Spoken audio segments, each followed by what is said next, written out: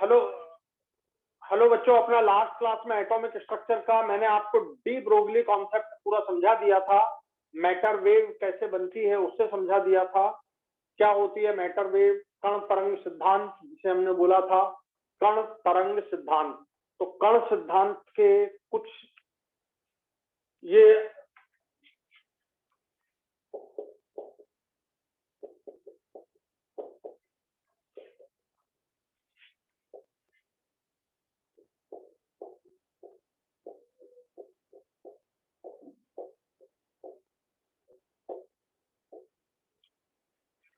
चलिए, हमारा कण तरंग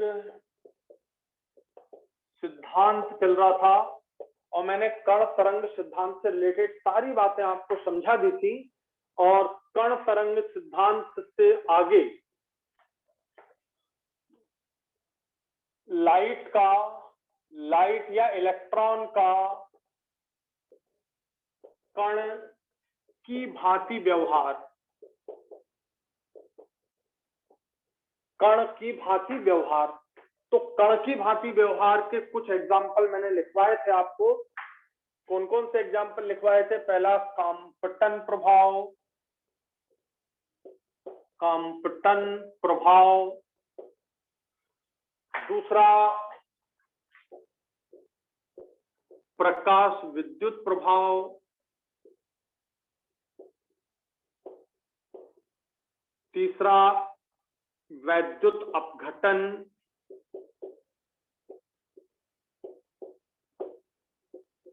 ये इलेक्ट्रॉन के लिए है, ठीक है। तो इलेक्ट्रॉन का कण तरंग, काम्पटन प्रभाव, प्रकाश विद्युत प्रभाव, वैद्युत अपघटन। और जो तुमने तापायनिक उत्सर्जन पढ़ा होगा, तापायनिक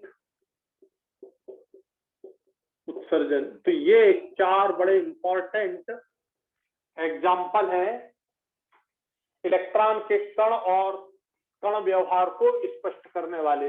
ये कण व्यवहार को स्पष्ट करने वाले हैं। और तरंग व्यवहार को स्पष्ट करने वाले मैंने लिखा दिए थे कि नहीं? अभी तरंग व्यवहार को स्पष्ट करने वाले यहीं तक हुआ था अपना।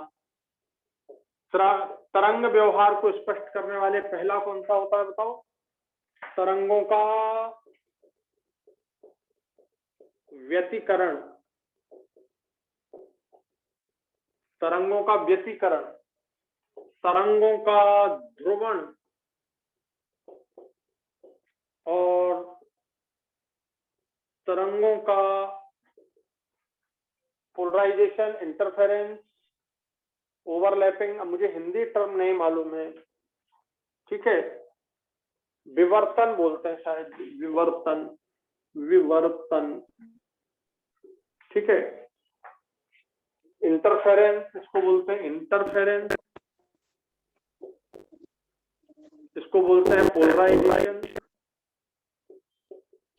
और इसको बोलते हैं डिफ्रैक्शन, डिफ्रैक्शन।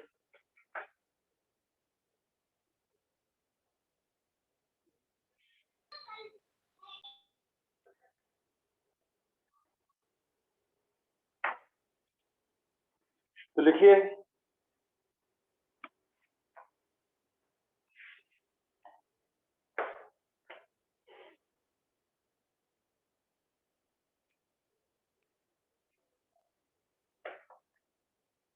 हम कण की भांति व्यवहार। देखो, ये आपको पूरा, ये तीनों पार्ट आपको पूरा फिजिक्स में पढ़ना है। ये तीनों आपको फिजिक्स में पढ़ना है, ये चारों भी आपको फिजिक्स में पढ़ना है। पर मैं थोड़ा थोड़ा यहाँ पर इनको समझा देता हूँ कि कैसे कण तरंग व्यवहार।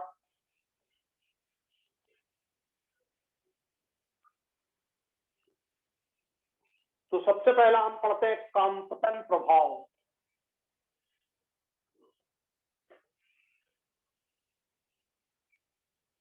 देखो क्या क्वेश्चन आता है इस पे। एक तो क्वेश्चन यही आता है कि कण व्यवहार की व्याख्या करने वाले कौन से उदाहरण हैं। एक सिंपल सा क्वेश्चन, कण व्यवहार की व्याख्या करने वाले उदाहरण, तरंग व्यवहार की व्याख्या करने वाले उदाहरण। तो सिंपल है ये तो हम सबसे पहले काम्पटन प्रभाव ये कांपटन प्रभाव हम देखते हैं।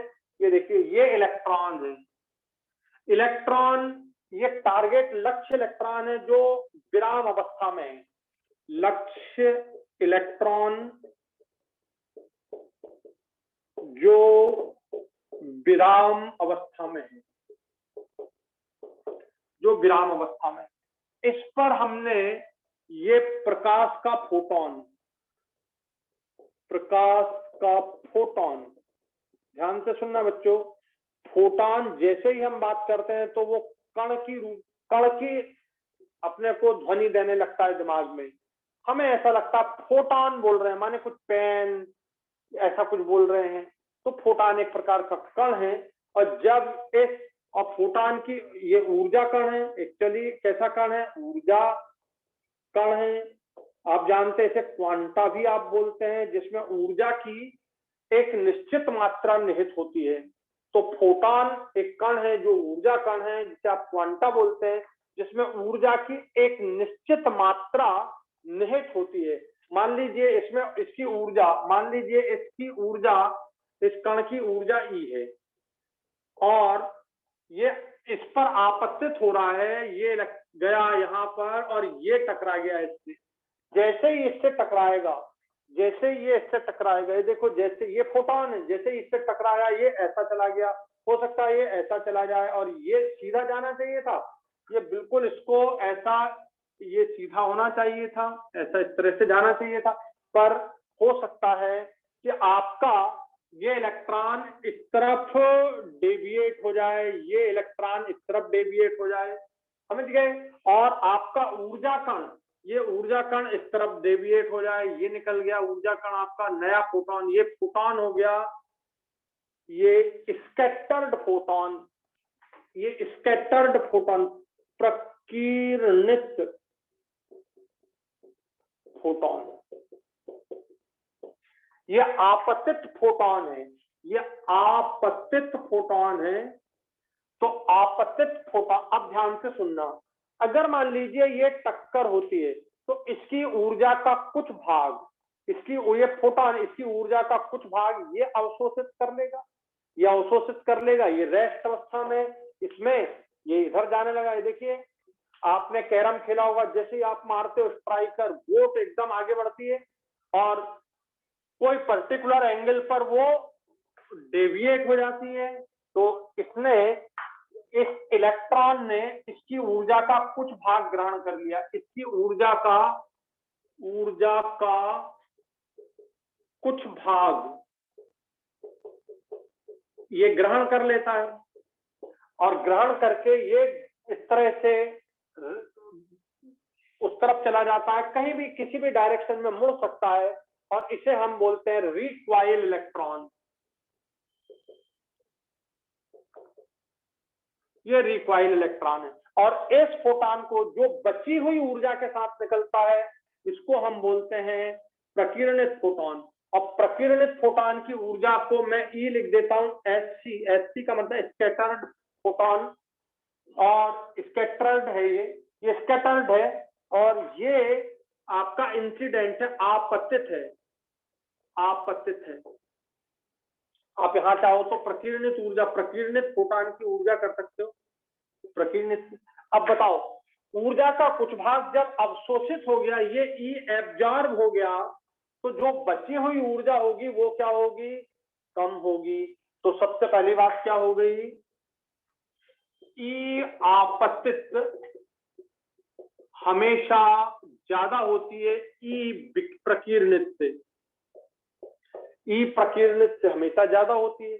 जब ई का मान ज्यादा होगा, जब इसका मान ज्यादा होगा, इसका मान कम होगा, तो इसकी आपतित की वेवलेंथ कम होगी, आपतित वेवलेंथ कम होगी, और ये प्रकीर्णित वेवलेंथ अधिक होगी, प्रकीर्णित। तो हमको यही क्वेश्चन आता है कि जब किसी फोटोन का किसी लक्ष्य इलेक्ट्रॉन जो कि विराम अवस्था में है पर आपतित होता है, तो प्रकीर्णित फोटोन की तरंग दैर्ध्य अधिक होती है। ये प्रकीर्णित फोटोन की तरंग दैर्ध्य अधिक होती है, क्योंकि उसकी ऊर्जा कम होती है। ये क्वेश्चन बस आपको सिंपली पूछा जाएगा और उसका कारण मैंने समझा दिया। कुछ ऊर्जा का भाग जो है वो ग्रहण हो जाता है इलेक्ट्रॉन लेके और चल देता है, तो बची हुई ऊर्जा तो कम होगी। जब ऊर्जा कम होगी तो तरंग दैर्ध्य अधिक हो जाएगी, तो प्रकीर्णित तरंग दैर्ध्य अधिक होती है। बस ये सिंपल कहलाता है काम्पटन प्रभाव। अब इसे का डिटेल आप हो सकता है फिजिक्स में पढ़े, केमिस्ट्री में तो एक जनरल सी बात मैंने बतानी थी तो बता दी। वैसे जो भी पार्ट में पढ़ा रहा हूँ ये सब पूरा फिजिक्स का पार्ट है।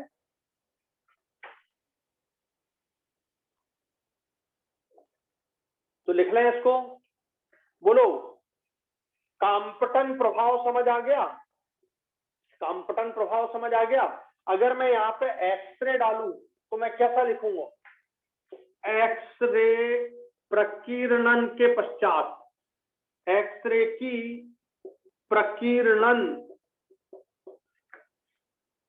एक्सरे की इलेक्ट्रॉन द्वारा प्रकीर्णन कर लो, एक्सरे की इलेक्ट्रॉन द्वारा प्रकीर्णन होने पर उसकी तरंग दैर्ध्य बढ़ जाती है। ये देखिए प्रकीर्णन के बाद तरंग दैर्ध्य, ऊर्जा कम हो जाती है तो तरंग दैर्ध्य बढ़ जाती है। ये क्वेश्चन सिंपल ही आ सकता है। एक्सरे की इलेक्ट्रॉन के द्वारा प्रकीर्णन होने पर उसकी तरंग दैर्ध्य बढ़ जाती है। ये पॉइंट आपको क्लियर हो गया सबको अच्छे से? ये पॉइंट सबको क्लियर हो गया अच्छे से?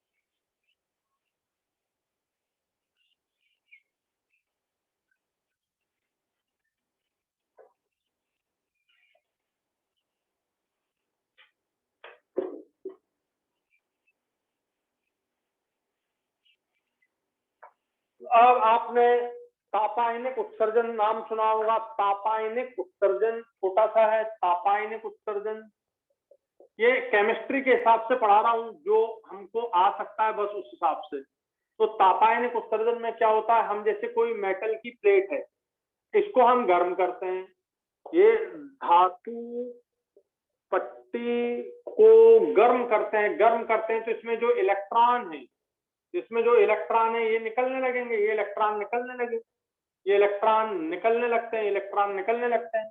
तो ये जो इलेक्ट्रॉन निकल रहे हैं इन्हें हम बोलते हैं थर्म आयन, थर्म आयन बोलते हैं। और यह प्रभाव भी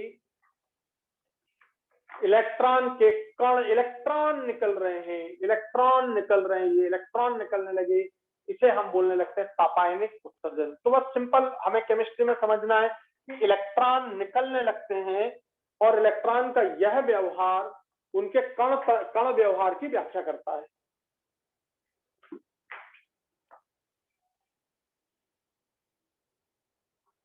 तापायनिक उत्सर्जन हो गया। फील्ड एमिशन, फील्ड का मतलब क्षेत्र उत्सर्जन, क्षेत्र उत्सर्जन, फील्ड एमिशन बहुत सिंपल है। ये देखो फील्ड एमिशन में करना क्या, यहाँ पे आप ताप दे रहे हो, फील्ड एमिशन में आप फील्ड लगा दो, बस ये लिख लो जल्दी से, तो मैं फील्ड एमिशन इसी में समझा दूंगा।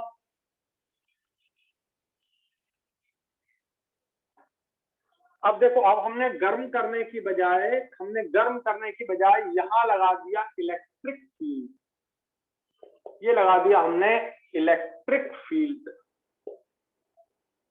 ये एनोड कैथोड, ये इलेक्ट्रिक फील्ड लगा दिया, उसमें ये धातु की प्लेट रख दी। ये सिंपल समझा रहा हूं। तो ये इलेक्ट्रॉन निकलने लगेंगे, ये इलेक्ट्रॉन निकलने लगेंगे और इस तरह से ये फील्ड एमिशन, क्षेत्र उत्सर्जन भी इलेक्ट्रॉन के कण व्यवहार की व्याख्या करता है। एक एक करके इलेक्ट्रॉन, एक इलेक्ट्रॉन, दो इलेक्ट्रॉन, तीन इलेक्ट्रॉन, तो इस तरह से ये इलेक्ट्रॉन के कण व्यवहार की व्याख्या करता है।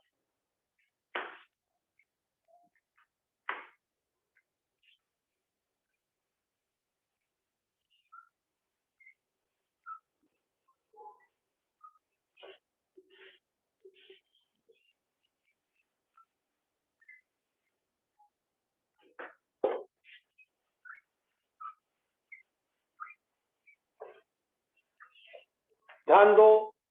अब आता है फोटो इलेक्ट्रिक इफेक्ट, प्रकाश विद्युत प्रभाव। नाम से ही ध्यान रखना, प्रकाश विद्युत प्रभाव। प्रकाश विद्युत प्रभाव। इस प्रकाश विद्युत प्रभाव को सिंपल समझें। ये देखो, सिंपल हम इसको समझें। मेरे पास ये पेनों की दुकान है, ये देखो मेरे पास ये पेन, बस सिंपल। और आपने पूछा कि ये पेन कितने का है, तो मैंने कहा ये पेन है 50 रुपए का। ध्यान से सुनना, 50 रुपए का। तो ये पेन, हमारे पेन की कीमत, पहली चीज हमारे पेन की कीमत 50 रुपए हो गई, ये 50। अब बोले मेरे पास 49 रुपए है, तो क्या आप पेन दे दोगे? तो मैंने कहा नहीं, नहीं दूंगा, पेन नहीं निकाल सकते आप 50 से कम में। आप बोल रहे हो कि 49.99, 1 पैसा कम है, तो भी मैं ये पेन नहीं दे सकता। इसका मतलब क्या कि आपका जो इलेक्ट्रॉन है वो बिल्कुल डेफिनेट अमाउंट की एनर्जी गेन करेगा। ऐसा नहीं ये पेन 50 रुपए में आता है तो आप 50 का एक नोट ही देंगे मुझे, ऐसा नहीं कि आप 49.9999 पैसे दे दे, नहीं चलेगा, नहीं दूंगा मैं पेन। तो बिल्कुल आप ये समझ लो कि ये पेन 50 रुपए में, मतलब इलेक्ट्रॉन निकालने के लिए जो ऊर्जा होगी वो बिल्कुल डेफिनेट अमाउंट में, उससे 0.00001 की भी कम दी तो वो इलेक्ट्रॉन नहीं निकलने वाला। बात समझ आ गई? तो इसका 50 मीन्स 50, तब आप ये पेन ले जा सकते हैं। ये पेन ले गए आप, बात समझ आ गई? तो पहली चीज हो गई। इससे आपने बोला वर्क फंक्शन, कार्यफलन, वर्क फंक्शन, कार्यफलन। ये पहली चीज मैंने टर्म आपको समझा दी कि भैया मैं 50 रुपए से 1 पैसे कम में ये पेन नहीं दे सकता, 50 रुपए का एक नोट चाहिए, एक नोट। ऐसा भी नहीं कि 10-10 के 5 नोट दे दो तो हो गया 50, नहीं। आपका जो इलेक्ट्रॉन है वो 10-10 के 5 नोट गेन नहीं करेगा, वो तो 50 का एक। अच्छे समझ लेना बात। तो ये आपको एक फोटोन गेन करना, मैंने सिंपल बात आपको समझाई ताकि आपको बात समझ जाए। दूसरा, अब आपके पास सिर्फ 50 रुपए हैं, सिर्फ 50 रुपए आपके पास है, तो आप क्या करोगे? ये पेन तो ले लोगे। आपके पास 50 रुपए, मतलब आपकी जो एनर्जी है वो, ये आपकी एनर्जी है, ये जो आपकी एनर्जी है ये 50 रुपए के बराबर, आपके पास 50 का एक नोट है, तो आप 50 रुपए से पेन ले लोगे, लेकिन वहीं खड़े रहोगे, आप जा नहीं सकते। क्यों? क्योंकि आपके पास अब पैसा नहीं है कि आप ऑटो करके अपने घर जाओ। तो आप पापा को फोन लगा सकते हो कि भाई पापा मेरे पास 50 रुपए थे, पेन ले लिया, अब मैं वहीं खड़ा हूं। मतलब आपकी काइनेटिक एनर्जी कुछ भी नहीं, मतलब जो पेन आपने लिया वो पेन वहीं खड़ा है आपके साथ। तो ये बात समझ लें, ये एनर्जी अगर 50 रुपए है जो वर्क फंक्शन के बराबर है, तब तो आप पेन ले सकते हो, ठीक है। तो यहां पर आपकी एनर्जी वर्क फंक्शन के बराबर है, अर्थात आप पेन ले सकते हो, आप पेन ले सकते हो। यहां पर एक एक वर्ड समझना, पेन ले सकते हो, आप पेन ले सकते हो, माने फोटो इलेक्ट्रिक इफेक्ट घटित हो जाएगा, जो मैं अभी समझाने वाला हूं। और तीसरी बात, अगर आपके पास, ध्यान से सुनना, 100 रुपए हैं, तो आपने 50 का तो पेन ले लिया, 50 का पेन ले लिया, 50 आपके पास बच गए। तो जब आपके पास 50 बच गए तो आप क्या चल दोगे, ऑटो करोगे? मतलब ये पेन आपके साथ चल रहा है, आप, ये पेन आपके साथ चल रहा है, माने पेन ने काइनेटिक एनर्जी गेन कर ली। तो यदि आपके पास 100 रुपए, माने आपके पास ई का मान आपके पास 100 रुपए है, तो ई में से अगर मैं, ये फिक्स होता है, कार्य फलन हमेशा फिक्स होता है, ये कभी बदलने वाला नहीं है। बदल कौन सकता है? आपके पास 100 रुपए थे, ये 100 रुपए थे आपके पास पेन की कीमत आपको मालूम है 50 है, तो आपके पास जो बचे 50 रुपए, ये जो 50 रुपए बचेंगे, ये हो गई आपकी काइनेटिक एनर्जी, ये आपकी काइनेटिक एनर्जी। अब बताओ, 100 में से 50 रुपए जो बच रहे हैं आपके पास, ये जो 50 रुपए आप बच रहे हैं, 100 में से 50 रुपए आपके पास बच रहे हैं, ये अधिकतम है। तो ये हमारा अधिकतम मैक्सिमम मान कहलाता है काइनेटिक एनर्जी का। अब आप 50 रुपए लेके चल दोगे, अधिकतम 50 रुपए आपके पास बचे, अधिकतम 50 रुपए। अगर आपके पास 150 रुपए होते, अगर आपके पास 150 रुपए होते तो आपके पास ई कितना है, 150। वर्क फंक्शन पेन तो 50 रुपए में ही आएगा, और आपके पास है 150, तो आपके पास जो काइनेटिक एनर्जी, अब आप कितना पैसा लेके चल रहे हो, तो आप लेके चल रहे हो काइनेटिक एनर्जी का वैल्यू 100 रुपए हो गया। मतलब पहले अगर आपने 100 रुपए लेके चले थे तो ये आपके पास 50 बचे, अगर आप 150 रुपए लेके चले, 50 का पेन लिया तो 100 रुपए बचे। यानी काइनेटिक एनर्जी जो है वो इस पे डिपेंड है कि आपकी एनर्जी कितनी, ये कितनी है, ये काइनेटिक एनर्जी इस पे डिपेंड है। और ये अधिकतम वैल्यू है, ये अधिकतम, यहाँ पर एक एक वर्ड पर ध्यान देना, अधिकतम वैल्यू, मैक्सिमम लिखा है मैंने, तो मैक्सिमम काइनेटिक एनर्जी आपकी जो आप कुल रुपए लेके चले थे माइनस वर्क फंक्शन जितने में पेन आ रहा था। तो ये सिंपल बात मैंने आपको समझाई, बस यही कंसेप्ट आपका चलता है जिसमें फोटो इलेक्ट्रिक इफेक्ट का कंसेप्ट हो गया। बोले सर अधिकतम क्यों लिख रहे हो? अब मान लो 100 रुपए है तुम्हारे पास, देखो ध्यान से सुनना, 100 रुपए ध्यान से सुनना तो बात समझ आ जाएगी क्यों अधिकतम लिखते हैं। अब आप 150 रुपए थे, 50 का पेन लिया, 100 रुपए बचे।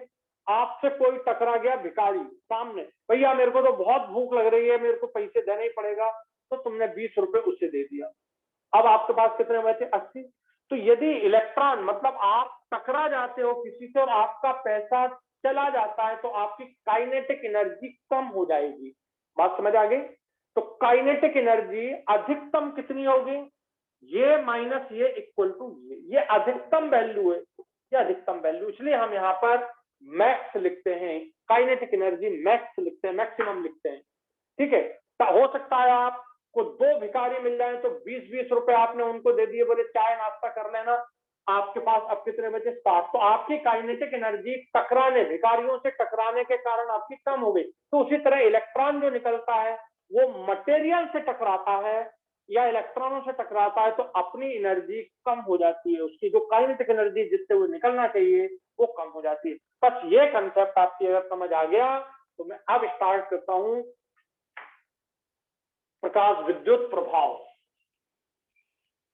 यही इक्वेशन आपका बनेगा, बस इतना सा समझना था। और बाकी यूनिट का अपने को ध्यान रखना पड़ेगा, यदि इलेक्ट्रॉन वोल्ट है तो उसे हमको जूल में कन्वर्ट करना पड़ेगा।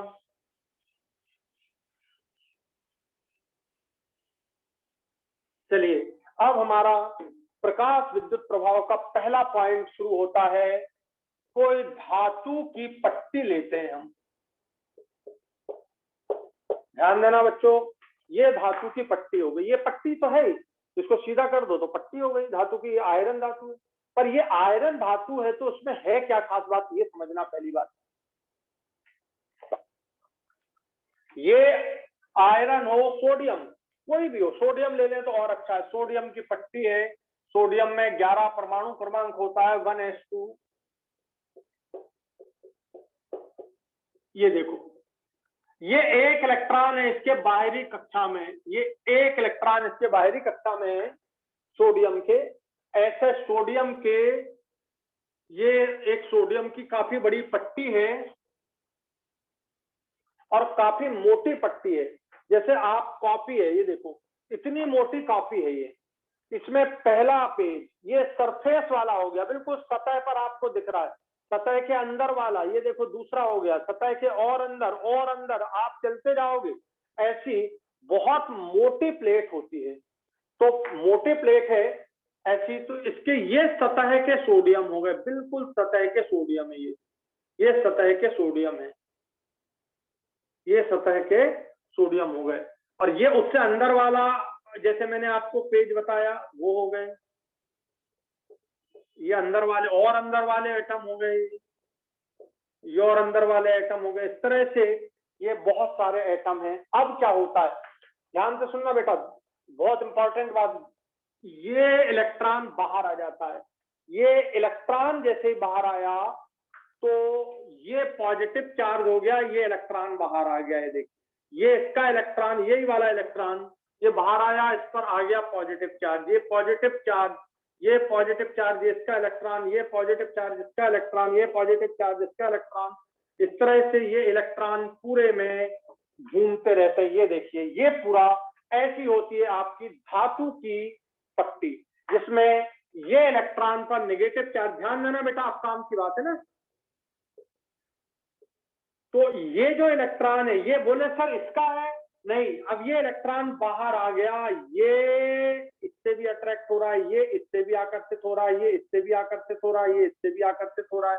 उसी तरह ये इलेक्ट्रॉन इससे भी आकर्षित हो रहा है, ये इससे भी हो रहा है, ये इससे भी हो रहा है, ये इससे भी हो रहा है, सब ये भी इलेक्ट्रॉन इससे। और अब आपका इस तरह ये जो बंध है, ये धात्विक बंध बन जाता है।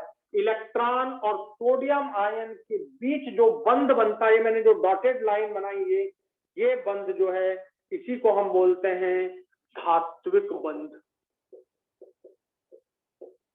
ये धात्विक बंध है, ये धात्विक बंध है।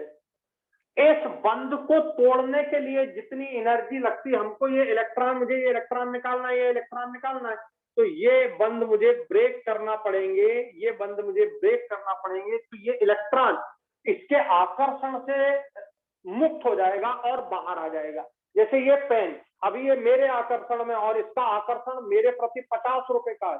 अगर आप 50 रुपए दे दे तो इसका मेरे प्रति आकर्षण खत्म हो जाता है, मैं आपको दे दूंगा, ठीक है। यदि आपके पास सिर्फ 50 रुपए है तो आप वहीं खड़े रहोगे, ज्यादा है तो लेके चल दोगे पेन। तो ध्यान दीजिए, ये इलेक्ट्रॉन, अब आपको धात्विक बंध का मतलब समझ आ गया। तो धात्विक बंध जो होता है, ये इलेक्ट्रॉन घूमते रहते हैं, ये घूमते हुए इलेक्ट्रॉन है, ये घूमते हुए इलेक्ट्रॉन है, और ये फिक्स्ड धातु आयन है, ये फिक्स्ड धातु आयन है। और धातु आयन जो कि फिक्स है, ये घूम नहीं रहे, और इलेक्ट्रॉन जो कि घूमते हैं, इन्हीं घूमते हुए इलेक्ट्रॉनों के कारण धातु की चालकता होती है, इन्हीं के कारण धात्विक चालकता, इन्हीं के कारण ऊष्मीय चालकता होती है। इलेक्ट्रॉन आगे बढ़ते रहते हैं, ऊर्जा ले लेके आगे बढ़ते रहते हैं इस तरह से, तो इनके कारण चालकता होती है। तो घूमते हुए इलेक्ट्रॉन और फिक्स्ड धातु आयन के बीच जो बंध होता है, इन पर चार्ज है नेगेटिव और इस पर चार्ज है पॉजिटिव, तो जो बंध होता है इनके बीच, वो कहलाता है धात्विक बंध। और आपका इस तरह सारी धातुओं में यह धात्विक बंध होता है। अब ध्यान से सुनना, ये धात्विक बंध जितना ज्यादा मजबूत होगा, इलेक्ट्रॉन को निकालने के लिए उतनी ज्यादा ऊर्जा की जरूरत पड़ेगी। ये है सबसे मेन बात। यह धात्विक बंध जितना अधिक मजबूत होगा, इलेक्ट्रॉन को निकालने के लिए उतनी अधिक ऊर्जा लगेगी या आवश्यकता होगी। तो ये आपको बात समझ में आ गई होगी, बोलो आई समझ में कि नहीं आई?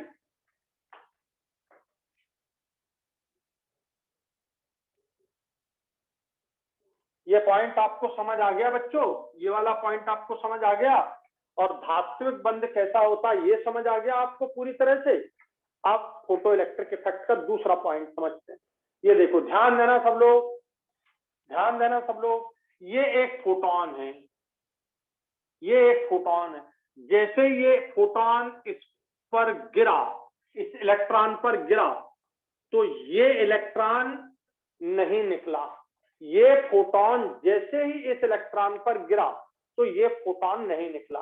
जैसे ही तुम मेरे पास आए और पूछा कि पेन की कीमत कितनी है, 50 रुपए, बोले हमारे पास 49 है, मैंने कहा नहीं, इसका मतलब इस इलेक्ट्रॉन में, इस इलेक्ट्रॉन को निकालने के लिए यह फोटोन की जो ऊर्जा है, पहला स्टेप समझा रहा हूं आपको, इसकी ऊर्जा इतनी सक्षम नहीं है कि इस बॉन्ड को तोड़ करके इस इलेक्ट्रॉन का प्रभाव, इसके प्रति जो आकर्षण प्रभाव था वो खत्म हो जाए, इतनी ऊर्जा इसकी नहीं है।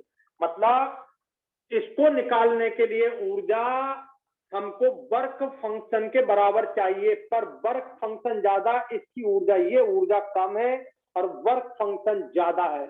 तो माने वही बात है कि पेन की कीमत ज्यादा है और आपके पास पैसे कम है, तो आप यहां से पेन नहीं निकाल सकते। तो जब आपतित फोटोन की ऊर्जा कम हो, वर्क फंक्शन माने कार्य फलन ज्यादा हो, तो यह इलेक्ट्रॉन नहीं निकलने वाला। बात समझ आ गई? तो यहां पर ये ज्यादा है, ये कम है, इसका नाम वर्क फंक्शन है, अतः इलेक्ट्रॉन नहीं निकलेगा। अतः प्रकाश विद्युत प्रभाव घटित नहीं होगा। प्रकाश विद्युत प्रभाव घटित नहीं होगा यदि इस फोटॉन की ऊर्जा कम है। वो पेन के उदाहरण से मैंने आपको समझाया। दूसरा केस देखिए, यदि मान लीजिए ये इलेक्ट्रॉन, ये फोटॉन थोड़ा ज्यादा ऊर्जा वाला है, ये फोटॉन थोड़ा ज्यादा ऊर्जा वाला है, ये फोटॉन इस पर गिरा और ये इलेक्ट्रॉन निकल गया। देखिए इलेक्ट्रॉन निकल गया, ये इलेक्ट्रॉन निकल गया। यदि मान ये निकलेगा तब जब ये जो वर्क फंक्शन है, ये जो कार्य फलन है, उसका मान ई के बराबर हो या अधिक हो, ये हो तो ये निकल जाएगा। परंतु जब निकल तो जाएगा, जैसे आपने बोला कि भैया पेन कितने का, 50 रुपए का, और आपके पास भी 50 ही है, दोनों बराबर हैं, ये भी 50 ये भी 50, पेन भी 50 का, आपके पास भी 50। तो आपके पास 50 रुपए है, आप तुरंत पेन ले लेंगे तो ये इलेक्ट्रॉन निकल तो जाएगा, पर इसकी गतिज ऊर्जा शून्य रहेगी, वही खड़ा रहेगा ये। तो ये प्रवाह, ये टूट जाएगा, इसका ये बॉन्ड टूट जाएगा। आकर्षण इलेक्ट्रॉन का सोडियम आयनों के प्रति आकर्षण शून्य हो जाएगा और इलेक्ट्रॉन धातु की प्लेट से निकल जाएगा। परंतु उसकी गतिज ऊर्जा शून्य रहेगी। गतिज ऊर्जा जिसे आप काइनेटिक एनर्जी बोलते हैं, वो शून्य रहेगी। और गतिज ऊर्जा शून्य है तो वेग भी शून्य रहेगा, वेग भी शून्य रहेगा। ये दूसरी बात हुई। तो आप यहां पर प्रकाश विद्युत प्रभाव घटित हो गया, यहां पर प्रकाश विद्युत प्रभाव फोटो इलेक्ट्रिक इफेक्ट घटित हो गया, पर ऊर्जा शून्य रहती है। बोलो दोनों बातें आपको समझ आ गई है? दोनों बात समझ आ गई बच्चों?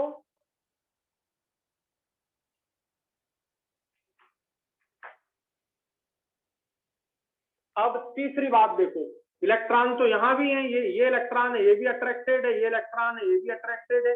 मैं तीसरा पॉइंट समझा रहा हूं। अब ये फोटोन जिसकी ऊर्जा और ज्यादा है, और जैसे ही इस इलेक्ट्रॉन से, सरफेस के इलेक्ट्रॉन से ये टकराता है, ये इलेक्ट्रॉन निकल जाता है। और ध्यान से सुनना, ये ऊर्जा का मान, इसकी जो ऊर्जा है, इसका मान वर्क फंक्शन से ज्यादा है, इसका मान वर्क फंक्शन से ज्यादा है। तो ये इलेक्ट्रॉन तो निकल गया, प्लस इलेक्ट्रॉन की कुछ गतिज ऊर्जा होगी, कुछ गतिज ऊर्जा होगी। तो गतिज ऊर्जा का मान और वर्क फंक्शन का मान, यदि दोनों का मान का योग कर देंगे, दोनों के मान का योग कर देंगे, तो ये ई के बराबर आ जाएगा, जो कि आपतित फोटॉन की ऊर्जा है। तो यहां पर आपतित फोटॉन की ऊर्जा का मान वर्क फंक्शन से अधिक है, तो फोटो इलेक्ट्रिक इफेक्ट घटित हो गया और अधिक ऊर्जा में कुछ ऊर्जा का मान गतिज ऊर्जा में कन्वर्ट हो गया। यह गतिज ऊर्जा अधिकतम मैक्सिमम काइनेटिक एनर्जी से रिप्रेजेंट की जाएगी। मैं अभी मैक्सिमम की बात भी समझा चुका हूं और आपको समझा चुका हूं कि मैक्सिमम क्यों लिखते हैं। अगर मान लीजिए यह इलेक्ट्रॉन ये मटेरियल से टकराएगा, तो मटेरियल से टकराने में उसकी ऊर्जा का क्षय हो जाएगा, और जब ऊर्जा का क्षय हो जाएगा तो गतिज ऊर्जा का मान कम हो जाएगा, यानी अधिकतम गतिज ऊर्जा कुछ भी, अधिकतम गतिज ऊर्जा नहीं होगी, उसकी गतिज ऊर्जा कुछ भी हो सकती है। आ गई ना बात समझ में? और यदि किसी से भी नहीं टकराया, किसी से भी, ये बाहर की तरफ था, किसी से नहीं टकराया और निकल गया, तो ई का मान W0 माने आपका कार्यफलन प्लस अधिकतम गतिज ऊर्जा के बराबर हो जाएगा। तो ये दोनों बातें आपको अच्छे से समझ में आ गई। तो यहाँ पर भी फोटो इलेक्ट्रिक प्रभाव घटित हो गया, यहाँ पर भी फोटो इलेक्ट्रिक प्रभाव घटित हो गया, बट काइनेटिक एनर्जी शून्य। और यहाँ पर फोटो इलेक्ट्रिक प्रभाव घटित नहीं हुआ, क्योंकि काइनेटिक एनर्जी, क्योंकि आपतित फोटॉन की ऊर्जा कम है और WO का मान ज्यादा है। बताओ बच्चों, ये बात समझ आ गई पूरी तरह से आपको? तीसरी बात,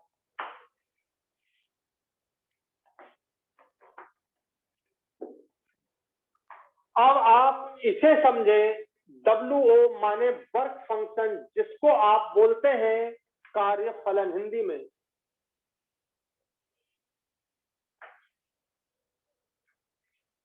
WO कार्यफलन,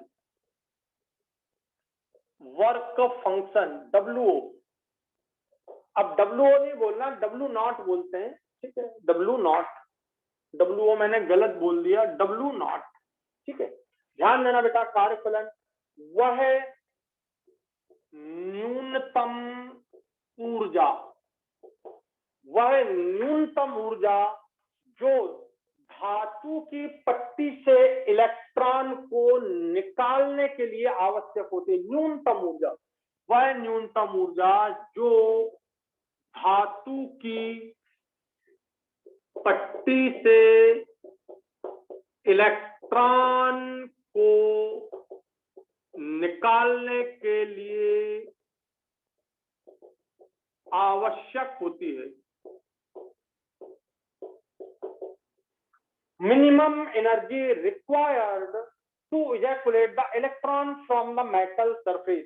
धातु की सतह लिख लो, पट्टी की बजाय धातु, क्योंकि सतह वाले इलेक्ट्रॉन पहले निकलते हैं। सतह के इलेक्ट्रॉन ये भी निकल सकते हैं, पर इनकी काइनेटिक एनर्जी कम हो जाएगी। तो यह कहलाती है मिनिमम ऊर्जा। माने आपके पास मिनिमम पैसा इस पेन को निकालने के लिए 50 रुपए चाहिए, इससे कम यदि है तो आप पेन नहीं ले सकते। 49.99999 भी पेन नहीं ले सकता। समझ गए बात को? 50 मीन्स 50। और ध्यान देना, ये जो इलेक्ट्रॉन होता है ये एक ही फोटॉन ग्रहण करता है, 2 फोटॉन नहीं ग्रहण करते। एक ही फोटॉन ग्रहण करेगा। कम ऊर्जा वाला है, ग्रहण किया, नहीं निकला। ज्यादा ऊर्जा वाला है, ग्रहण किया, ग्रहित ऊर्जा वर्क फंक्शन के बराबर हो गई, बची हुई ऊर्जा गतिज ऊर्जा में कन्वर्ट हो गई। तो इस तरह से minimum energy required to ejaculate the electron from metal surface is called work function. ये वर्क फंक्शन कहलाता है, न्यूनतम ऊर्जा। फिर ये ऊर्जा कौन सी है? ये आपतित फोटॉन की ऊर्जा, जो आप पैसे ला, 100 रुपए, 200 रुपए, 500 रुपए, 1000 रुपए, जो भी है आपके पास। पेन तो 50 में ही है। अगर आप 1000 रुपए लेके आए तो 950 आपकी गतिज ऊर्जा हो जाएगी।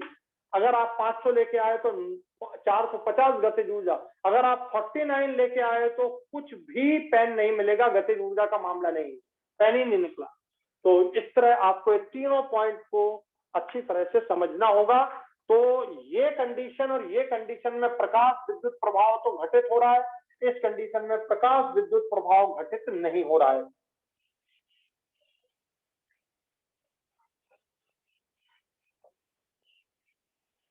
तो आपतित फोटॉन की कुल ऊर्जा, आपतित फोटॉन की कुल ऊर्जा और वर्क फंक्शन, इसको तोड़ने के लिए लगने वाली पूरी वर्क फंक्शन में से माइनस कर देंगे तो यह आपको मिल जाएगी काइनेटिक एनर्जी। ये आपको काइनेटिक एनर्जी मिल जाएगी। तो यह इक्वेशन काइनेटिक एनर्जी गतिज ऊर्जा equal to E minus work function, इसको बोलेंगे कार्यफलन, जो कि फिक्स होता है। यह है आपतित फोटॉन की कुल ऊर्जा। एक्चुअली कुल का कोई मतलब नहीं होता है ना, आपतित फोटॉन की ऊर्जा है। वो कुल इसलिए लिख दिया कि आप इन दोनों का योग, इसमें से माइनस करने पे काइनेटिक एनर्जी मिल रही। और ये हो गई गतिज ऊर्जा। आप फिर से ध्यान से सुनेंगे। 100 रुपए लेके आए, 50 का पेन, 50 बची, तो ये गतिज ऊर्जा अधिकतम गतिज ऊर्जा है, ये अधिकतम काइनेटिक एनर्जी मैक्सिमम लिखना है। अब यदि मान लीजिए ये जो निकलने वाला इलेक्ट्रॉन है ये मटेरियल से टकरा जाए तो कुछ ऊर्जा का मान कम हो जाएगा, तो फिर 50 से कम निकलेगी, तो गतिज ऊर्जा अधिकतम नहीं कहलाएगी। तो हम जो फार्मूला यूज करते हैं वह kinetic energy maximum equal to E minus work function, ये यूज करते हैं। बोलो बात क्लियर हो गई? तो गतिज ऊर्जा 50 भी हो सकती है, 100 रुपए लेके चले, 50 का पेन लिया, गतिज ऊर्जा आपकी 50 हो सकती है, वो अधिकतम होगी। कोई भिखारी टकरा गया, 10 उसको दे दिए, बचे 40, 2 टकरा गए, बचे 30, आपके पास 2 और हो सकता है कि इतने 5 भिखारी टकरा गए, बोले हम तो बहुत भूखे हैं भैया, तो 10-10 आपने सबको दे दिया, आपके पास कुछ नहीं बचा, वहीं खड़े हैं। बोले पापा मैं यहीं खड़ा हूँ। बोले क्या हुआ, पैसे तो ज्यादा दिए थे। बोले 5 लोग बहुत भूखे बेचारे थे, मैंने उनको 10-10 रुपए करके दे दिए, अब मैं वहीं खड़ा हूँ। बात समझ आ गई ना अच्छे से? तो गतिज ऊर्जा का अधिकतम मान इस तरह से हम लिखते हैं, और यह पूरा आपका फोटो इलेक्ट्रिक इफेक्ट का इक्वेशन बनता है। अब अगली बात जो मैंने आपको यहाँ लिखा था कि जितना अधिक मजबूत होगा आपका धात्विक बंध और उस इलेक्ट्रॉन को निकालने के लिए उतनी अधिक ऊर्जा लगेगी, माने वर्क फंक्शन। ये जो अधिक ऊर्जा लगेगी ये कौन सा है, उसका वर्क फंक्शन उतना अधिक होगा। यानी सोडियम के इलेक्ट्रॉन को निकालने में आपको ज्यादा ऊर्जा लगेगी बजाय पोटेशियम। पोटेशियम का इलेक्ट्रॉन जल्दी निकल जाएगा, सीजियम का इलेक्ट्रॉन और जल्दी निकल जाएगा। तो क्वेश्चन बोले कैसे निकल जाएगा? क्योंकि पोटेशियम का धात्विक बंध कमजोर होता है, सीजियम का और कमजोर होता है, साइज बढ़ने से धात्विक बंध कमजोर होते हैं। तो अब आपको यहाँ पर जो उतनी अधिक ऊर्जा का मान लगेगा, ये ऊर्जा की बात की जा रही है, ये वर्क फंक्शन की बात की जा रही है। अर्थात वर्क फंक्शन मेटल पर डिपेंड करता है कि वो मेटल किसका बना है, सोडियम का है कि पोटेशियम का है कि रुबिडियम का है। बहुत इंपॉर्टेंट बात है, तो लिखिए वर्क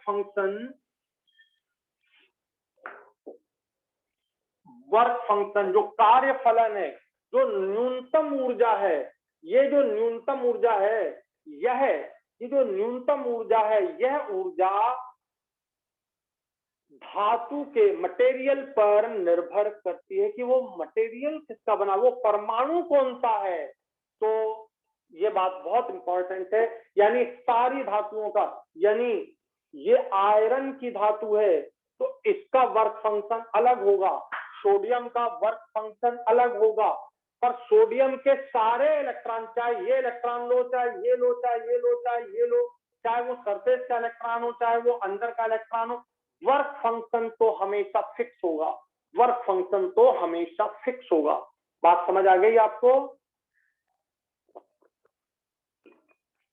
पर आयरन का वर्क फंक्शन अलग होगा। तो ध्यान से सुनना, वर्क फंक्शन ली गई धातु के मटेरियल पर निर्भर करता है। जैसे मैं लिख दूं,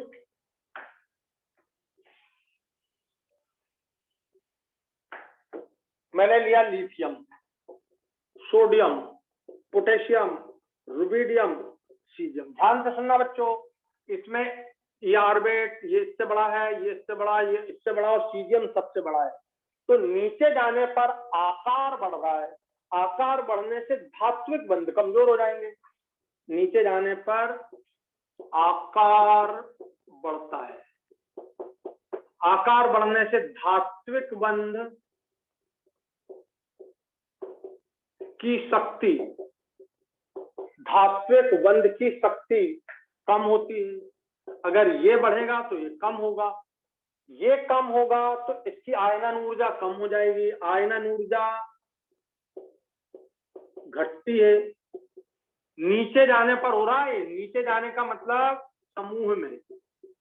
समूह में नीचे जाने पर आकार बढ़ता है, धात्विक बंध की शक्ति घटती है, आयनन ऊर्जा घटती है, आयनन ऊर्जा इसकी सबसे कम होगी। यानी इससे इलेक्ट्रॉन का निकलना ज्यादा आसान है, इससे टफ है, इससे और ज्यादा टफ है, इससे और ज्यादा टफ है, और सबसे ज्यादा इसमें टफ है। इससे इलेक्ट्रॉन का निकालना सबसे ज्यादा टफ है। यानी इसका वर्क फंक्शन, यानी क्या हो गया चौथा, वर्क फंक्शन घटता है। सबसे कम इसके इलेक्ट्रॉन को निकालना और सबसे ज्यादा टफ इसके इलेक्ट्रॉन को निकालना है। इतना ज्यादा टफ हो जाता है लिथियम के इलेक्ट्रॉन को निकालना कि लिथियम का धात्विक बंध ज्यादा मजबूत होता है, उसके इलेक्ट्रॉन को निकालना ज्यादा कठिन होता है क्योंकि उसका आकार छोटा है, इलेक्ट्रॉन नाभिक के ज्यादा समीप है, इसलिए उसका वर्क फंक्शन इतना ज्यादा होता है कि उससे इलेक्ट्रॉन निकलना संभव नहीं होता। इसलिए हम जनरली बोल देते हैं कि लिथियम प्रकाश विद्युत प्रभाव प्रदर्शित नहीं करता है। तो लिथियम प्रकाश विद्युत प्रभाव प्रदर्शित इसलिए नहीं करता क्योंकि उसकी आयनन ऊर्जा का मान ज्यादा होता है। इनकी कम हो जाती है और कम और कम और कम, इतनी कम हो जाती है कि इसमें तो साधारण लाइट डालने पर ही फोटॉन निकलने लगते हैं। तो ये पॉइंट आपको बिल्कुल समझ आए 1 2 3 4 सबको अच्छे से?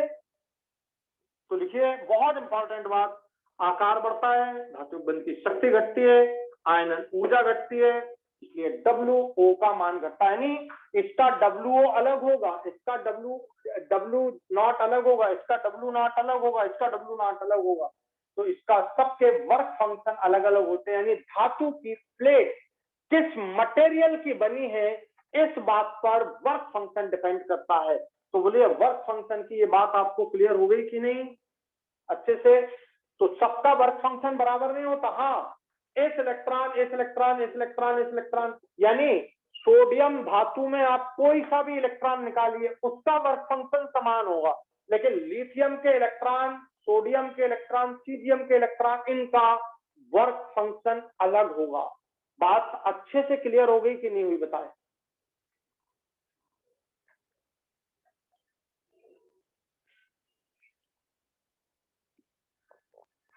तो ये बात मैंने वर्क फंक्शन की आपको समझा दी।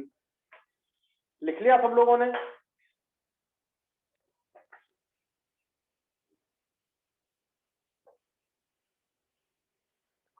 अब यदि आपको क्वेश्चन आए कि लिथियम प्रकाश विद्युत प्रभाव प्रदर्शित नहीं करता, तो उसका आंसर हो जाएगा, बोलिए क्या आंसर हो जाएगा उसका? आयनन ऊर्जा का मान अधिक है, इसलिए वो प्रकाश विद्युत प्रभाव प्रदर्शित नहीं करता। बंध की शक्ति मजबूत है इसलिए नहीं करता। तो बात क्लियर हो जानी चाहिए आपको अच्छे से।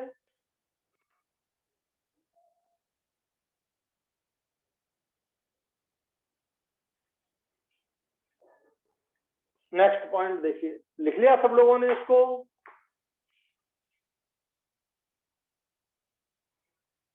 अब मैं थोड़ा फार्मूला लिख देता हूं तो फिर अपन अगली बात करते हैं। एनर्जी E इक्वल टू होता है एच न्यू। किसी भी ऊर्जा का मान तो एच न्यू के रूप में लिख सकते हैं। E को आप एच सी वाई लैम्डा लिख सकते हैं, अपन पढ़ चुके हैं। ये पहली बात आपको मालूम है। दूसरी बात, जरा सोचो, डब्ल्यू नॉट, ये जो डब्ल्यू नॉट है यह भी तो ऊर्जा ही है, ये भी तो ऊर्जा है। ये आपने लिखी कार्यफलन, वह न्यूनतम ऊर्जा, वह न्यूनतम ऊर्जा, ये भी ऊर्जा है। तो ऊर्जा को एच न्यू लिखेंगे, पर यहाँ पर आवृत्ति, यहाँ पर कौन सी आवृत्ति हो जाएगी? थ्रेशोल्ड आवृत्ति, ये नॉट लिख देंगे इसको। डब्ल्यू नॉट तो न्यू नॉट, डब्ल्यू नॉट तो न्यू नॉट, ई तो न्यू। तो ये जो होती है न्यू नॉट, अब भी समझाने वाला हूं। न्यू नॉट को हम बोलेंगे देहली आवृत्ति, देहली आवृत्ति, देहली आवृत्ति। वह न्यूनतम आवृत्ति, वह न्यूनतम आवृत्ति, ध्यान से सुनना, वह न्यूनतम आवृत्ति जो धातु से इलेक्ट्रॉन को निकालने के लिए आवश्यक होती है, न्यूनतम आवृत्ति। तो ये जो लैम्डा है, कई जगह आपने ऐसा भी लिखा देखा होगा, न्यू मिनिमम, न्यू मिनिमम, ये न्यू मिनिमम है, न्यूनतम, हिंदी में न्यूनतम लिख सकते हैं। तो वह न्यूनतम आवृत्ति जो धातु सतह से इलेक्ट्रॉन को निकालने के लिए आवश्यक होती है, वह कहलाती है बोलो, देहली आवृत्ति, थ्रेशोल्ड फ्रीक्वेंसी, और उसे हम बोलते हैं न्यू नॉट। तो ये दोनों फार्मूले एक जैसे हैं। और बच्चों न्यू इक्वल टू होता है सी बाई लेमडा, तो अपन लिख सकते हैं एच सी बाई लेमडा, लेकिन ये नॉट है तो ये नॉट हो गया, ये नॉट हो गया। और जरा सोचो, nu inversely proportional to naught है तो हम इसको लेमडा मैक्स लिखेंगे, ये मिनिमम तो ये मैक्सिमम, क्योंकि इनवर्सली प्रोपोर्शनल रिलेशन है, ये आप जानते हैं ना, nu upon lambda equal to c by lambda. ये तो न्यू और लेमडा का इनवर्सली प्रोपोर्शनल, यदि ये अधिकतम है तो ये न्यूनतम होगा, अगर ये न्यूनतम है तो ये अधिकतम होगा। तो ये मिनिमम है, तो ये आपका, आप ऐसा लिख सकते हैं h c by lambda max. Lambda max लिखेंगे यहाँ पर हम, क्या लिखेंगे यहाँ पर हम, लेमडा मैक्स। तो कई बार आपको ऐसे क्वेश्चन आ जाते हैं। ये हो गई आपकी देहली तरंग दैर्ध्य, तो ये आप देहली आवृत्ति के लिए लिख लेना, और ये मैं लिख रहा हूं देहली तरंग दैर्ध्य के लिए, लेमडा नॉट, देहली तरंग दैर्ध्य। तो ध्यान से सुनना बच्चों, वह न्यूनतम की जगह अधिकतम हो जाएगा, क्योंकि तरंग दैर्ध्य आवृत्ति का रेसिप्रोकल है। तो वह अधिकतम तरंग दैर्ध्य, देहली तरंग दैर्ध्य, ये नॉट लिखा है आपने, वह अधिकतम तरंग दैर्ध्य, अधिकतम तरंग दैर्ध्य, वह अधिकतम तरंग दैर्ध्य जो धातु की सतह से इलेक्ट्रॉन को निकालने के लिए आवश्यक होती है। तो ये तीनों चीज है एक ही है, एक मतलब चीज एक ही है, इलेक्ट्रॉन को ही निकाल रहे हैं, पर ऊर्जा के रूप में कम न्यूनतम ऊर्जा, आवृत्ति के रूप में न्यूनतम आवृत्ति, और तरंग दैर्ध्य के रूप में उच्चतम तरंग दैर्ध्य या अधिकतम तरंग दैर्ध्य। तो ये आपको लिख लेना चाहिए जल्दी से।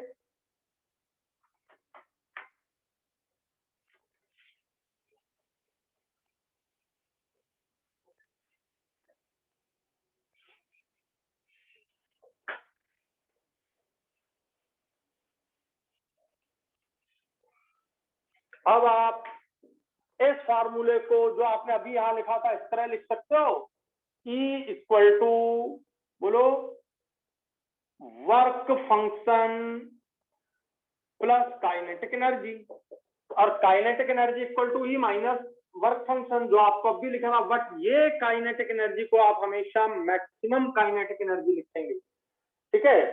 तो ध्यान देना बच्चों, ये तीसरा, आप काइनेटिक एनर्जी जानते हो ना, काय के बराबर होती है हाफ mv² के बराबर होती है, हाफ mv² के बराबर होती है। और आपको मैंने पिछली क्लास में पढ़ा भी दिया, kinetic energy E into v के बराबर भी होती है, आवेश इंटू त्वरित विभव, ये आपको समझा दिया था पिछली क्लास में मैंने। तो ये तीनों बातें अब आप ये मान यहां रख दो, E इक्वल टू आप h nu equal to h nu naught plus kinetic energy maximum लिख सकते हो। इसको आप h c by lambda equal to h c by lambda naught करके प्लस काइनेटिक एनर्जी लिख सकते हो। और काइनेटिक एनर्जी की जगह आप हाफ mv² भी यूज कर सकते हो। आप यहाँ पर h c by lambda equal to h c by lambda naught plus half mv² लिख सकते हो। पर जब आप लिखो तो ये मैक्सिमम होगा, तो ये वेलोसिटी मैक्सिमम होगी, अधिकतम, क्योंकि मास ऑफ इलेक्ट्रॉन तो स्थिर होता है, वो तो फिक्स है। और काइनेटिक एनर्जी यदि मैक्सिमम है तो वेलोसिटी भी मैक्सिमम होगी। काइनेटिक एनर्जी मैक्सिमम तो वेलोसिटी भी मैक्सिमम। तो कई बार आपको वेला अधिकतम वेग पूछ सकते हैं, तो आप ये रख देना, ये रख देना, अधिकतम वेग। एच आप जानते हो, सी आप जानते ही हो, एच सी तो आप सब जानते हो, एच का वैल्यू और सी का वैल्यू बार बार लिखाया है मैंने, तो इसको लिख लें।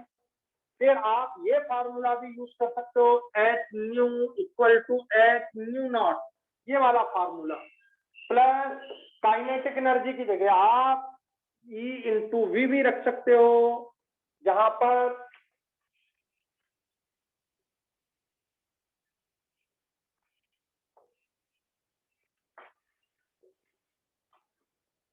जहां पर ई का मतलब है आवेशित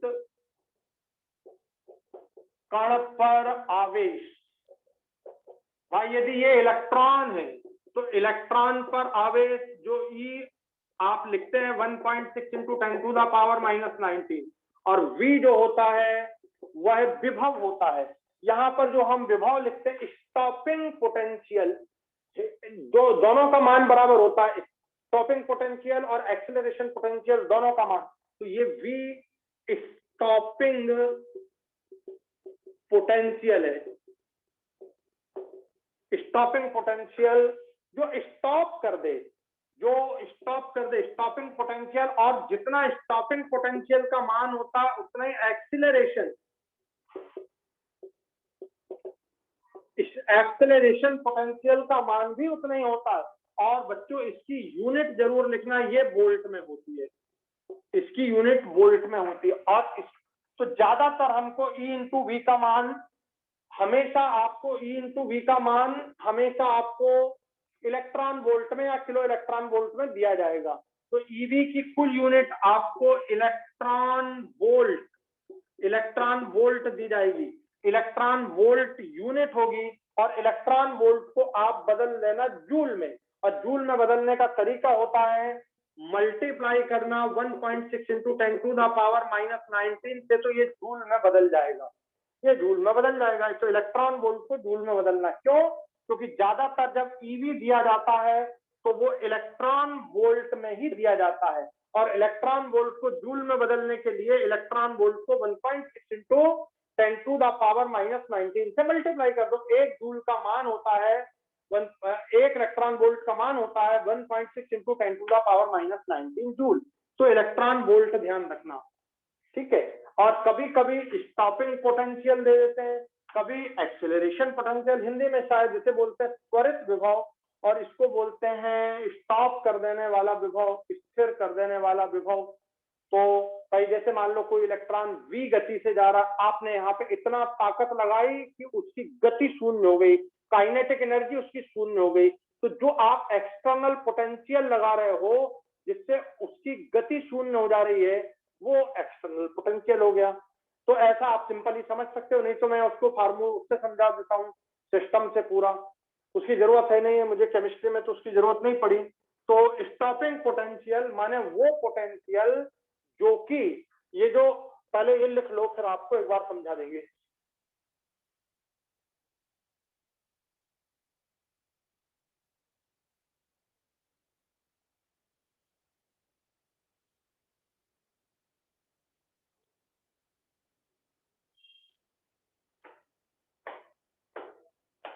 बोलो, लिख लिया सबने?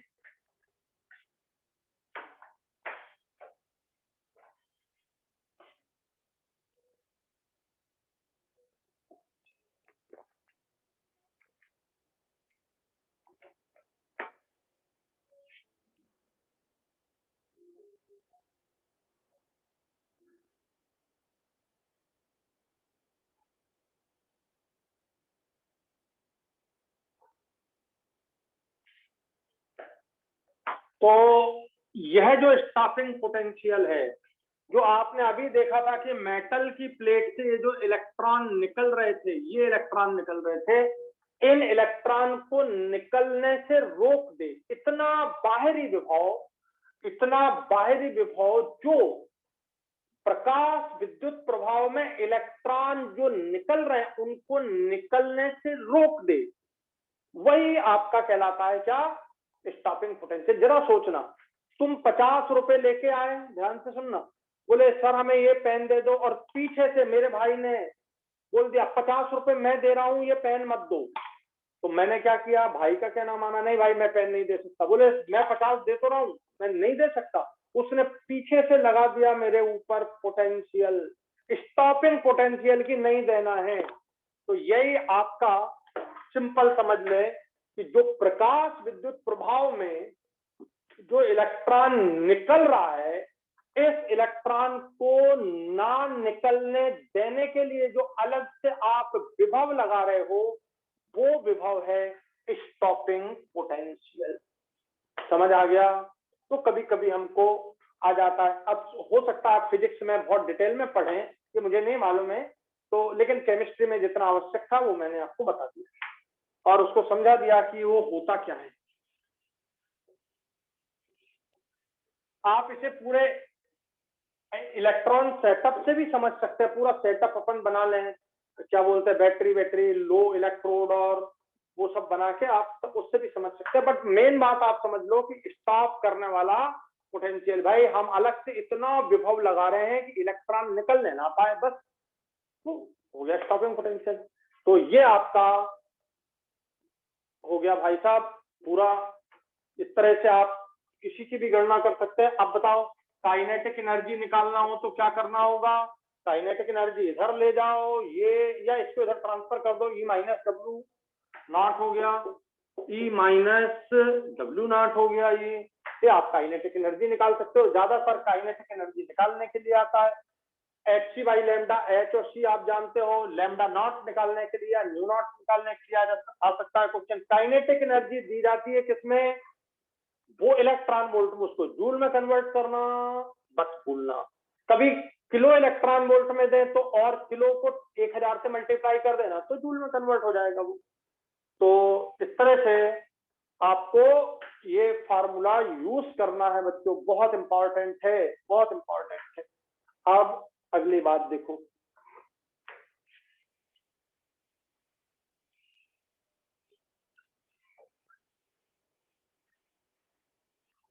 जो मैंने आपको समझाया था कि ये इलेक्ट्रॉन बंधा हुआ, ये इलेक्ट्रॉन सब बंधे हुए हैं, आपको अभी मालूम है। अब मैंने लाइट डाला, ये इलेक्ट्रॉन निकलने लगा। ई का मान, ये ई का मान, ये फोटोन की एनर्जी है, ये आपतित फोटोन है, और यहाँ इसका वर्क फंक्शन आपको दिया जाएगा, और ये हो गई काइनेटिक एनर्जी। अब बताओ वर्क फंक्शन का मान तो फिक्स है, ये तो बदलेगा नहीं। अगर इसका मान बढ़ते जाएगा, इसका मान बढ़ते जाएगा, तो काइनेटिक एनर्जी का मान बढ़ते जाएगा। तुम यदि 50 रुपए लेके आए मेरे पास और ये 50 है तो आपकी काइनेटिक एनर्जी 0 है। यदि 100 रुपए लेके आए, ये तो 50 ही रहेगा, इसका वैल्यू तो फिक्स है। तो काइनेटिक एनर्जी का मान बढ़ते जाएगा, जबकि आपतित फोटॉन की आवृत्ति या उसकी ऊर्जा बढ़ाएं या तरंगदैर्घ्य कम करें। तो देखिए फोटो इलेक्ट्रॉन, इसको अपन ने नाम दिया था, इस इलेक्ट्रॉन जो निकल गया इसका नाम है फोटो इलेक्ट्रॉन।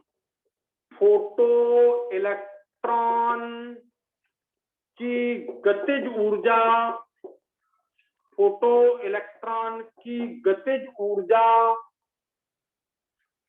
का मान आपतित मतलब ये आपतित फोटोन है। आपतित फोटोन की ऊर्जा पर निर्भर करती है। मैंने अब बात समझ आ गई होगी। ये जितना ज्यादा, ये तो फिक्स है बच्चों, ये जितना ज्यादा होगा उतना ये बढ़ते जाएगा, इसको आप बढ़ाते जाइए, ये बढ़ते जाएगा। समझ गए अच्छे से बात को? क्योंकि ये फिक्स होती है। ये पॉइंट बहुत इंपॉर्टेंट है। तो फोटो इलेक्ट्रॉन की गतिज ऊर्जा आपतित फोटॉन की ऊर्जा पर निर्भर करती है। गतिज ऊर्जा का मान बढ़ेगा यदि आपतित ऊर्जा का मान बढ़ेगा, इसका मान बढ़ते जाएगा तो इसका मान बढ़ते जाएगा। ये पहली बात होगी।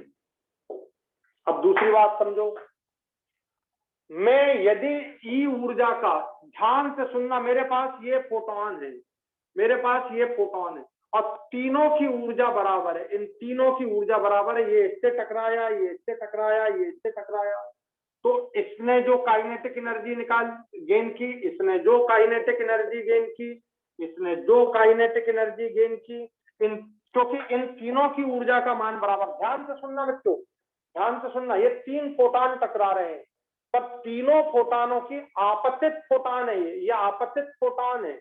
इन तीनों आपतित फोटॉन की यदि ऊर्जा का मान बराबर है तो निकलने वाले इलेक्ट्रॉनों की गतिज ऊर्जा का मान भी बराबर होगा, क्योंकि ये बराबर, ये वर्क फंक्शन तो फिक्स होता है, यदि ये बराबर है तीनों का तो काइनेटिक एनर्जी का मान भी बराबर होगा। ये बात, ये पहली बात थी। ये दूसरी बात बोलो, समझ आई आपको?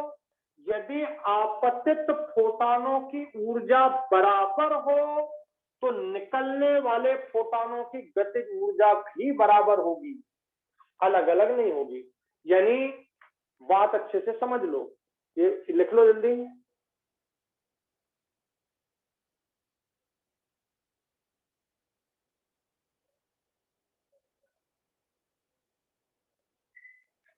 तो बच्चों ध्यान से सुनना, पहले आप एक ही फोटान डाल रहे थे तब भी गतिज ऊर्जा उतनी थी, ये ई है इसकी, तो इसके एक फोटान आप डाल रहे थे तब भी गतिज ऊर्जा उतनी ही थी, काइनेटिक एनर्जी इसकी इसके ही बराबर थी। आपने 3 डाले तो भी काइनेटिक एनर्जी, अगर आप 10 फोटान डाल दो और बढ़ा दो फोटान, ये देखो ये इससे टकराया, ये इससे टकराया, तो भी ये इनकी काइनेटिक एनर्जी सबकी काइनेटिक एनर्जी बराबर ही रहेगी।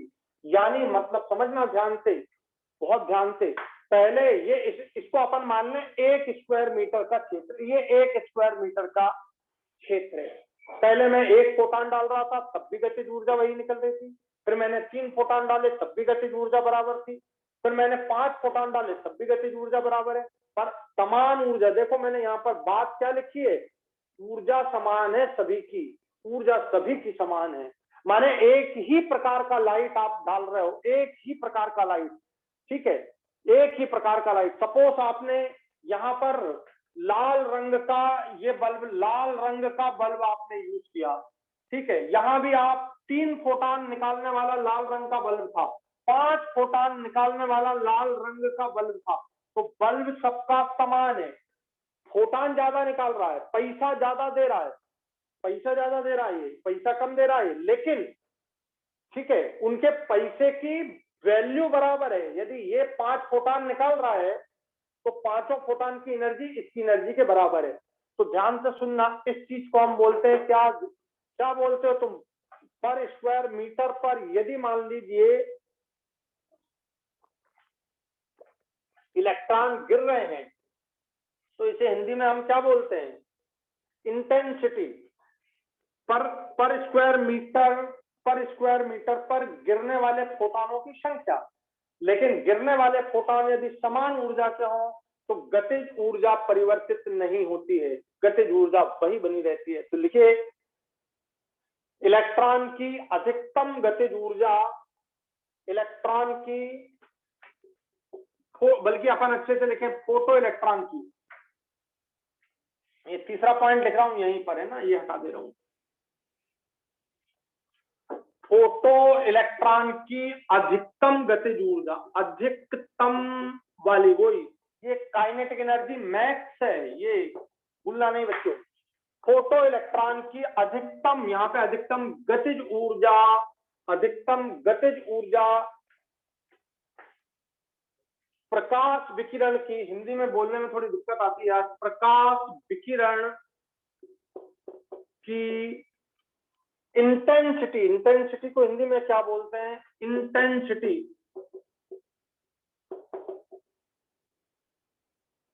इंटेंसिटी माने तीव्रता, पर निर्भर नहीं करती, इस पर निर्भर नहीं करती। देखो क्यों नहीं करी, आप चाहे 1 फोटान डालो तो भी गतिज ऊर्जा उतनी है अधिकतम, ये मैक्सिमम काइनेट, सारी मैक्सिमम, सारी मैक्सिमम, ये सारी मैक्सिमम, सारी मैक्सिमम, मैक्सिमम काइनेटिक एनर्जी, क्योंकि गतिज ऊर्जा मैक्सिमम इन पर डिपेंडर, इनकी सबकी ऊर्जा बराबर है। तो सबकी ऊर्जा जब बराबर होगी और ये फिक्स है तो काइनेटिक एनर्जी भी सबकी बराबर होगी। तो हमने क्या लिखा, फोटो इलेक्ट्रॉन की अधिकतम गतिज ऊर्जा इस बात पर निर्भर नहीं कर रही है कि 1 फोटान गिर रहे हैं कि 3 गिर रहे हैं कि 50 गिर रहे हैं कि 100 गिर रहे हैं, सबकी गतिज ऊर्जा तो उतनी ही आएगी। आप किसी भी इलेक्ट्रॉन से निकाल के देख लो, पर कंडीशन ये भी रेड है, ये भी रेड है, समझ गए, यानी सबकी ऊर्जा का मान बराबर है।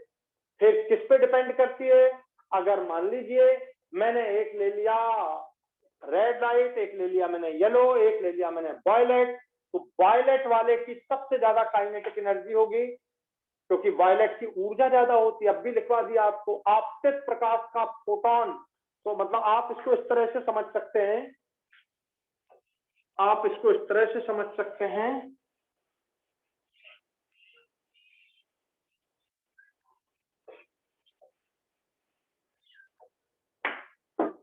सबसे ज्यादा एनर्जी होती है, ऊर्जा देख रहे हैं, ये इसका मान देख रहे हैं, ये तो फिक्स है बच्चों, ये चेंज होने वाला नहीं है, ठीक है।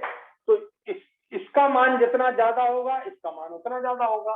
तो सबसे ज्यादा गामा रेस के फोटॉन की एनर्जी होती है, गामा रेस के फोटॉन, उससे कम होती है एक्सरे के फोटॉन की एनर्जी, उससे कम होती है अल्ट्रा वायलेट के फोटॉन की एनर्जी, पराबैंगनी, पराबैंगनी, उससे कम होती है विजिबल की एनर्जी, विजिबल, विजिबल मतलब दृश्य प्रकाश, दृश्य प्रकाश जो वायलेट से लगा के रेड तक चलता है, वायलेट से लगा के रेड तक। तो रेड, रेड के बाद आता है इंफ्रारेड, आईआर, अवरक्त क्षेत्र, अवरक्त क्षेत्र, उससे कम होती है माइक्रोवेव की, उससे कम होती है माइक्रोवेव, सूक्ष्म तरंग है, माइक्रोवेव की एनर्जी उससे भी कम होती है, सूक्ष्म तरंग है, उससे कम होती है रेडियो वेव, रेडियो वेव से कम होती है एसी पावर लाइन, जो एसी पावर लाइन होती है उसकी और कम होती है। तो ये ऊर्जा का क्रम है। तो ये इधर जाने पर ऊर्जा बढ़ रही है, ऊर्जा बढ़ती है, ऊर्जा बढ़ती है, ऊर्जा बढ़ेगी, जिसकी ऊर्जा ज्यादा होगी उसकी फ्रीक्वेंसी ज्यादा होगी। तो इधर जाने पर फ्रीक्वेंसी माने आवृत्ति बढ़ती है, यानी सबसे ज्यादा आवृत्ति इसकी है। इधर जाने पर आवृत्ति बढ़ेगी तो तरंग दैर्ध्य, लैम्डा तरंग दैर्ध्य, तरंग दैर्ध्य घटती है, जिसकी तरंग, क्योंकि आप जानते हैं E equal to h nu, E equal to h c by lambda, nu जितना ज्यादा होगा माने उसकी एनर्जी उतनी ज्यादा होगी, एनर्जी ज्यादा होगी न्यू ज्यादा होगा। तो सबसे ज्यादा एनर्जी इसकी है, तो सबसे ज्यादा एनर्जी यदि इसकी है तो सबसे ज्यादा आवृत्ति भी इसी की होगी, सबसे ज्यादा आवृत्ति सबसे कम तरंग दैर्ध्य, ये गामा रेस की सबसे कम होगी तरंग दैर्ध्य, क्योंकि ये रिलेशन होता है।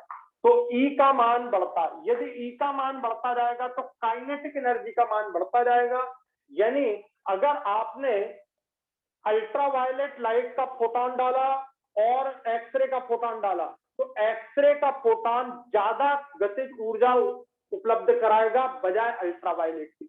तो इतने में आपको बात बहुत अच्छे से क्लियर हो जानी चाहिए, बहुत इंपॉर्टेंट बात है ये, लिखिए जल्दी फटाफट।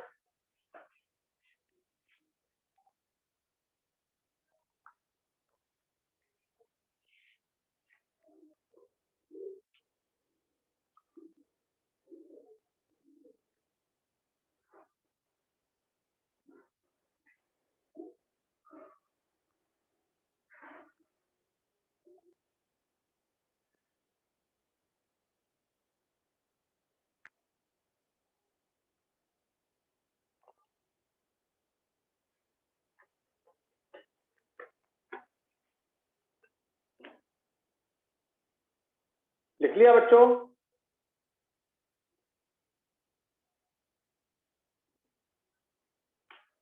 ध्यान से अगली बात सुनना, कभी आपको वेलोसिटी पूछी जाए तो इन सबकी वेलोसिटी, इन सबकी, चाहे वो अल्ट्रावायलेट का फोटॉन हो, चाहे वो एक्सरे का फोटॉन हो, चाहे वो इंफ्रारेड का हो, चाहे वो माइक्रोवेव का हो, समझ गए, इन सब का वेग समान होता है।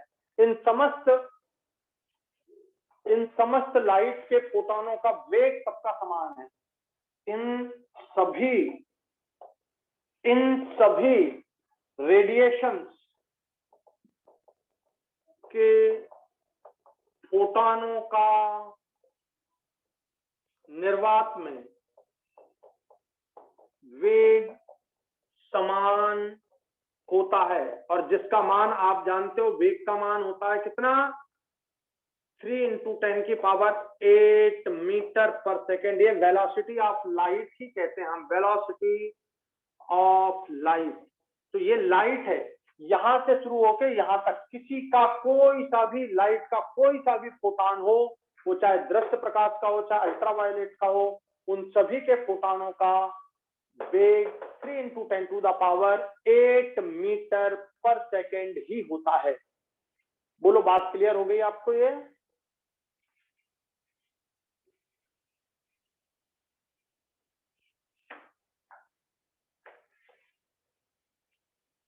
तो अब इस पे कोई भी क्वेश्चन आए कि आवृत्ति किसकी ज्यादा है, तरंग दैर्ध्य क्या है, उनका बढ़ता हुआ क्रम क्या है, घटता हुआ क्रम क्या है, किसी फोटॉन की कितना वेग होता है, तो वेग सबका बराबर है ये बात। और काइनेटिक एनर्जी किसकी ज्यादा है, तो आप इस बात को बहुत अच्छे से समझ सकते हो कि किसकी काइनेटिक एनर्जी अब ज्यादा होनी चाहिए।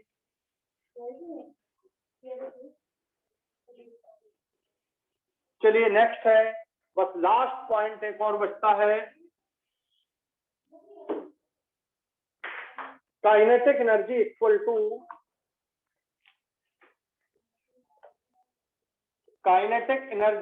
To E minus work function. ठीक है, हम जानते हैं kinetic energy equal to h nu minus h nu naught. यहाँ इस इक्वेशन को यदि आप ध्यान से देखें तो यह इक्वेशन सरल रेखा का इक्वेशन बन जाता है। और सरल रेखा का समीकरण सब जानते हैं, y equal to mx minus C या mx plus C, C plus mx कैसा भी लिख देते हैं। तो यहां पर ध्यान देना बच्चों, काइनेटिक एनर्जी को y एक्सिस पर, काइनेटिक एनर्जी को y एक्सिस पर, ये y एक्सिस हो गई, इस पर हमने काइनेटिक एनर्जी, और ये देखो ये काइनेटिक एनर्जी को y एक्सिस पर और आवृत्ति को x एक्सिस पर, क्योंकि आवृत्ति चेंज हो, ये चेंज नहीं होगी। ये तो आपने क्या लिखा था, फिक्स है, एच न्यू नॉट फिक्स होता है, डब्ल्यू नॉट फिक्स होता है, ये चेंजेबल नहीं है, चेंजेबल ये आवृत्ति है।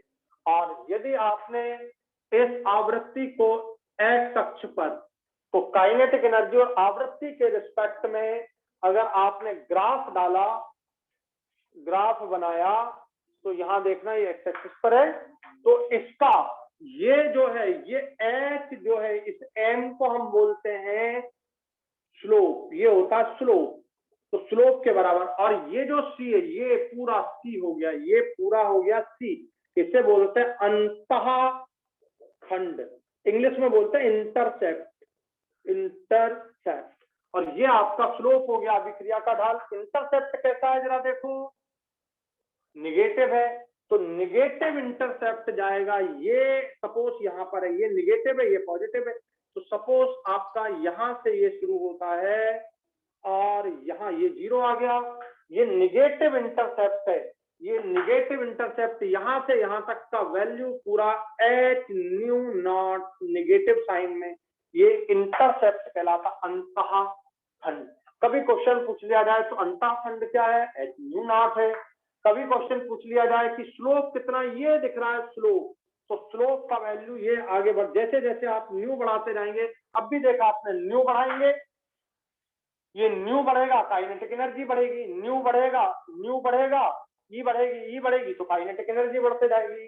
तो जैसे जैसे ये आपका न्यू बढ़ते जाता है, न्यू आप बढ़ते जाएंगे, तो काइनेटिक एनर्जी का मान बढ़ते जाएगा और उसका स्लोप का मान, ढाल का मान h के मान को प्राप्त कर लेगा, h के बराबर हो जाएगा। बोलो समझ आ गया आपको? बोलो ये बिल्कुल सीधी है रेखा है ना, ये बिल्कुल एकदम सीधा है।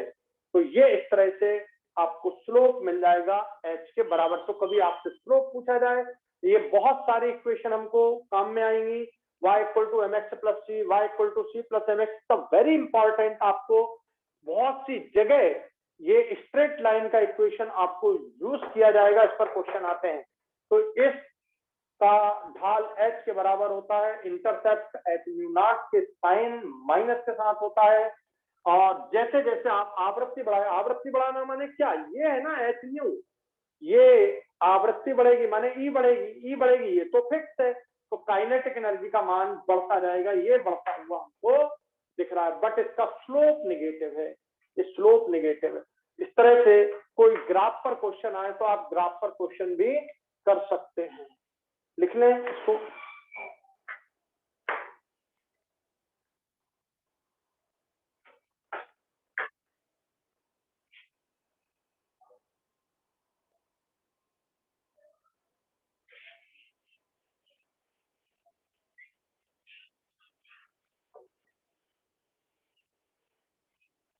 अब देखो एक और बात ध्यान से सुनना, ये पेन है, इसका ढक्कन, ये मैं 3 साल के बच्चे को दे दूं, वो लगा रहा, ताकत नहीं खुला।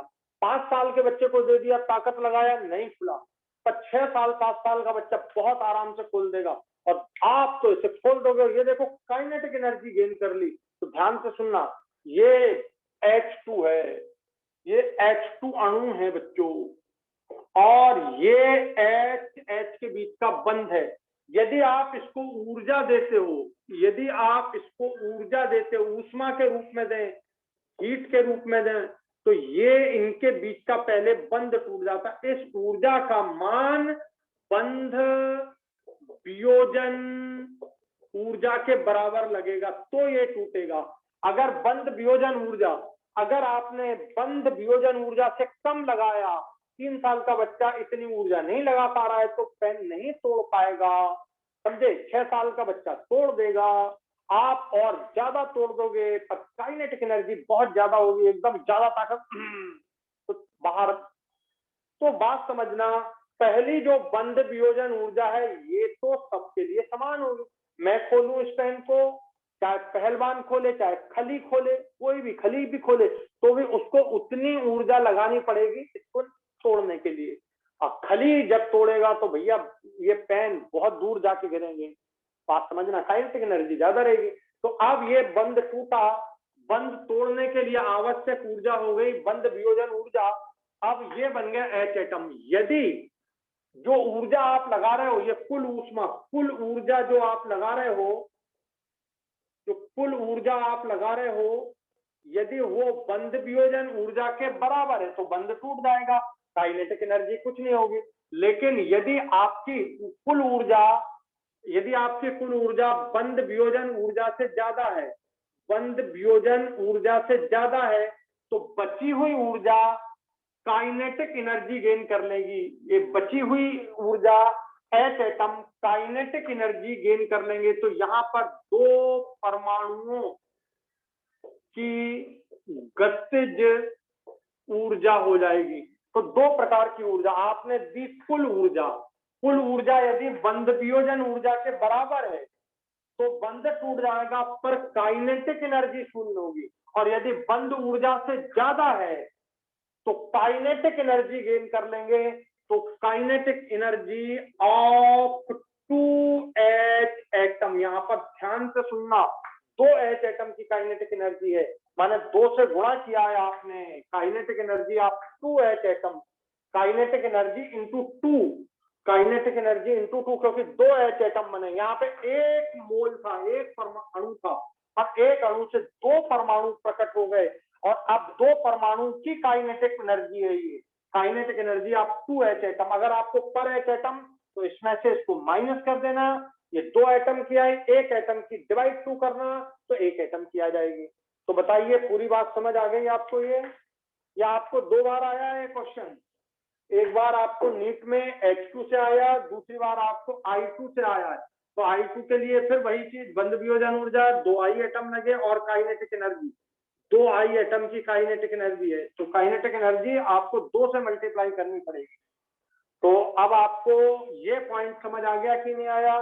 तो कई बार आपको ऐसा दिया जाता, ध्यान से सुनना, इतनी ऊर्जा दी गई, यदि काइनेटिक एनर्जी आप हाइड्रोजन एटम 25, तो 25 इंटू 2, क्योंकि आपको हाइड्रोजन 1 एटम की काइनेटिक एनर्जी, तो 2 एटम की चाहिए आपको, तो 25 इंटू 2 50, और ये कुल ऊर्जा, इसमें ये माइनस कर देना, तो बंध वियोजन ऊर्जा आपको आ जाएगी। ये पूछा जाता है, बंध वियोजन ऊर्जा ज्यादातर क्वेश्चन आता है। और ध्यान से सुनना बच्चों, बंध वियोजन ऊर्जा को आप वर्क फंक्शन भी कह सकते हैं, न्यू नॉट। क्यों?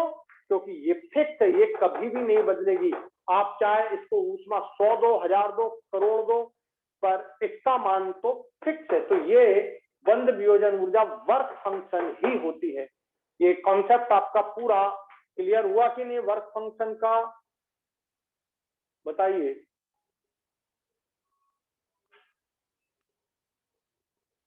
आपको पूरी बात समझ आ गई कि नहीं आज की? ये आपको पूरी बात समझ आ गई फोटो इलेक्ट्रिक इफेक्ट की? बच्चों बताइए मुझे, आपको पूरी बात समझ आ गई आज की? यस आप नो? Yes sir.